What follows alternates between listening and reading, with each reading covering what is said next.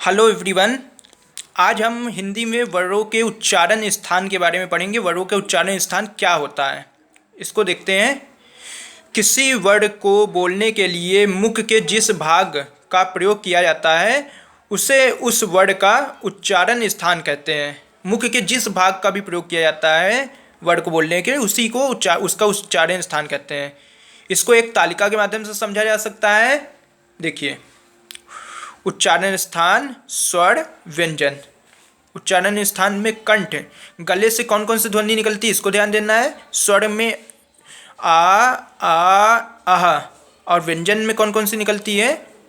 का वर्ग, का वर्ग में कौन कौन से हैं, का खा गा घा, और कौन सा है हा। इसी प्रकार तालु, जीभ के जो नीचे का हिस्सा होता है उसे तालु कहते हैं। उससे कौन कौन सी ध्वनि निकलती है। स्वर में ई निकलती है, बड़ी निकलती है। उसके बाद व्यंजन में चा वर्ग आ जाता है। चा वर्ग में कौन कौन से आते हैं, चा छा जा झा। उसके अलावा कौन कौन या और सा भी बोले जाते हैं तालु से। उसके बाद मूघा, मूघा मूघा मतलब मुंह से क्या बोला जाता है, री। स्वर में री बोला जाता है। और व्यंजन में टा वर्ग, टा वर्ग में कौन से है, टा ठा डा ढा। इसके अलावा रा सा।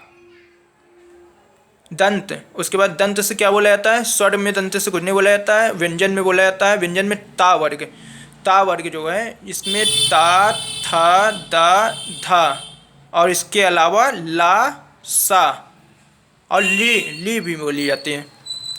उसके बाद आता है ओष्ठ, ओठ मीन्स ओठ से। ओठ से कौन कौन सी ध्वनि निकलती है। स्वर में ऊ और बड़ा ऊ निकलता है। और उसके अलावा व्यंजन में जो है पा वर्ग, पा वर्ग में कौन से आता है, पा फा बा भा।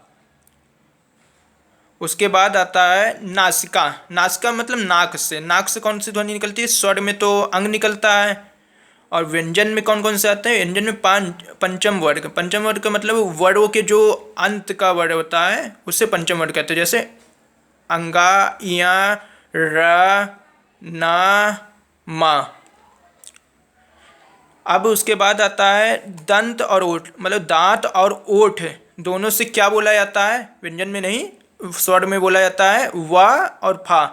ये ध्वनि जो निकलती है दांत और ओठ दोनों के सहयोग से निकलती है। अब इसके बाद कंठ तालु, मतलब गले और तालु, जीभ के नीचे वाले भाग तालु। तालु से क्या निकलता है, ए आए। स्वर में ए आए जो बोले जाते हैं वो कंठ और तालु से ही बोले जाते हैं। व्यंजन में कुछ नहीं बोला जाता इससे। तब उसके बाद कंठ और ओठ, गले और ओठ से क्या बोला जाता है, ओ आओ। ओ आओ को गले और ओठ से बोला जाता है।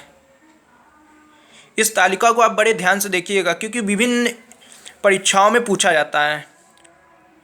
और आप कहेंगे तो हम अगली इसकी ट्रिक भी बता देंगे कि कैसे याद किया जा सकता है, ये अगर याद करने में आपको कठिनाई हो तो।